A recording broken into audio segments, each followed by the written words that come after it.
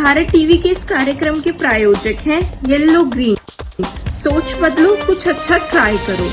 आप क्या कहना चाहेंगे आज जो आपने ये प्रदर्शन किया है? देखिए, आज जो प्रदर्शन किया गया वो ये साफ साफ बताना है कि भाई केंद्र में जो सरकार बैठी है जी, जब ये रेट 2014 में बढ़ाए गए थे तो उसके लिए जो आज केंद्र के अंदर सरकार बैठी है वो सरकार सड़कों पर उतरी थी जी, कि भाई इतना महंगा पेट्रोल कैसे कर दिया आपने, 80 रुपये पेट्रोल कैसे कर दिया। तो हमारा मकसद सिर्फ केंद्र सरकार को याद दिलाना है, जब आप सत्ता में नहीं थे उस टाइम आप प्रोटेस्ट कर रहे थे 80 रुपये के खिलाफ पेट्रोल जी, के। जी, आज आप सत्ता में हो तो आप कह रहे हो कि इससे कुछ नहीं होता। जी। तो ये कौन सी दोहरी राजनीति है या दोहरा व्यवहार है पब्लिक के प्रति?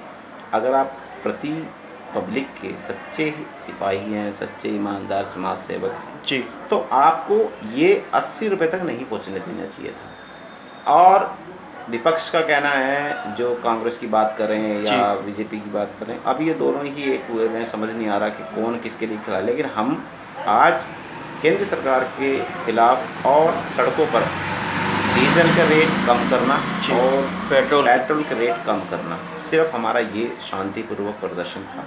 और हमने सोशल डिस्टेंस का पूरा पालन किया।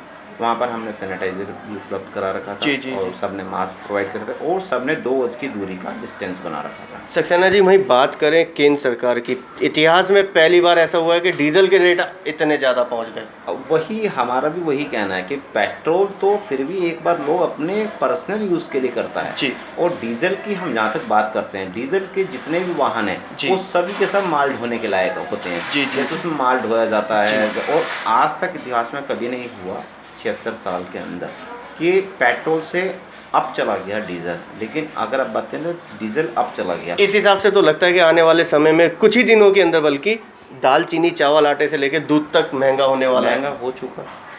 अभी बात करें, कुछ जब लॉकडाउन चल रहा था जी, तो हम सब्जियों के रेट देखे तो काफ़ी कम थे, इकोनॉमिकल थे, मतलब बिल्कुल ठीक। आज की अगर हम बात करते हैं तो जो टमाटर 20 रुपए का किलो मिल रहा था आज वो 40 रुपए किलो मिल रहा है। वो जाकर के कोई भी देख सकता है, कोई दो राय नहीं है, क्योंकि सभी लोग खाना खाते हैं सभी के। लेकिन हमारा कहना ये है, पेट्रोल पे बढ़े तो बढ़े जी। जब केंद्र सरकार के जितने भी आला अधिकारी हैं या उनके जितने भी नुमाइंदे हैं जो बोल रहे थे, खूब जब अभी दिल्ली सरकार ने लॉकडाउन के बीच में जब रेट के लिए कुछ टैक्स के लिए बढ़ाया था तो इतना हल्ला मचा रहे थे। लेकिन आज 80 रुपये प्लस हो गया डीजल, उसके लिए कोई सुनवाई नहीं है। दिल्ली सरकार क्यों नहीं अपना टैक्स कम कर देती ताकि गरीब मार ना पड़ सके? देखिए, दिल्ली सरकार ने बहुत टैक्स कम करा है अपना, ठीक है, और आगे भी दिल्ली की सरकार दिल्ली की जनता के लिए काम करेगी। और अभी जो केंद्र सरकार ने रेट बढ़ाए हैं अपने, लेकिन हम दिल्ली सरकार जो है वो अपना रेट डाउन करेगी। कारण क्योंकि हमारे को दिल्ली वालों की व्यवस्था, सुरक्षा और उनका स्वास्थ्य सब देखना है, तो हम दिल्ली वालों के साथ हैं। क्या लगता है आने वाले समय में जिस तरीके से निगम चुनाव होने हैं, क्या यही कारण है कि आप लोग सड़कों पे उतरे हैं या वास्तव में जनता से हमदर्दी भी है? देखिए, मैं बताता हूँ आपको, 2012 से आम आदमी पार्टी सिर्फ जनता के लिए काम करती है। अगर अपने स्वार्थ के लिए करना होता तो निगम के चुनाव से पहले नहीं, चुनाव से पहले बाद सब जगह जो भी कुछ गलत होता है उसके लिए आम आदमी पार्टी आवाज़ उठाती है। और सिर्फ एक ही मकसद है आम आदमी पार्टी का, ये पार्टी नहीं आंदोलन है और जनता की सेवा करना ही इसका स्वार्थ है। कार्यकर्ता तो नजर आए, क्या मौजूदा विधायक कहाँ रहे? मौजूदा विधायक भी अपना जो पार्टी ऑफिस हमारा उन्होंने वहाँ किया। और ये जो कार्यक्रम था पूरी दिल्ली के अंदर हुआ, ऐसा नहीं कि मतलब पर्टिकुलर एक ही जगह वो। लेकिन अपनी विधानसभा में भी तो आना चाहिए। बिल्कुल आएंगे, मंत्री जी आते भी हैं, और क्योंकि मंत्री जी दिल्ली प्रदेश अध्यक्ष हैं तो उनको पूरी दिल्ली को देखना पड़ता है। आज कंट्रोल रूम से सारा देख रहे थे मंत्री जी, सारा कहाँ पे क्या किया, क्योंकि व्यवस्था, सोशल डिस्टेंस, इसका कहीं उल्लंघन ना हो, ये व्यवस्था बहुत ज़रूरी है। क्योंकि मंत्री जी के भार जो है वो दिल्ली का भी है और विधानसभा के, विधानसभा भी कर रहे हैं और दिल्ली भी। कल मोदी जी आए, कह के गए लंबी लड़ाई है। नहीं, लंबी लड़ाई है, बिल्कुल सही कह रहे हैं आप। और हम तो प्रधानमंत्री जी का धन्यवाद करते हैं, उन्होंने जुलाई से लेकर नवंबर तक जो त्यौहार आते हैं उसके बारे में बताया।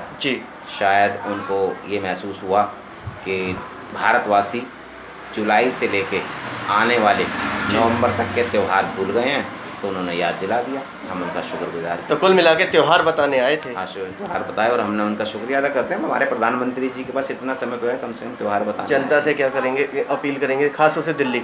देखिए दिल्ली वासियों से मेरा हाथ जोड़ के निवेदन है, जी, सोशल डिस्टेंस का पालन करें, मास्क लगा के रखें और कम से कम हो सके तो दिल्ली में अपने घर से तभी जाएं जब आपको बहुत ज़रूरी काम हो।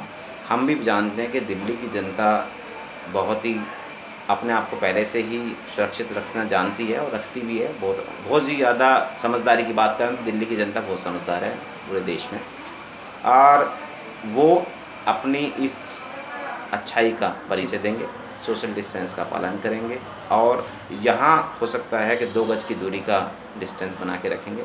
और मेरा एक ही सबसे ज़्यादा निवेदन ये रहेगा, बुज़ुर्ग और बच्चों का विशेष ध्यान रखें।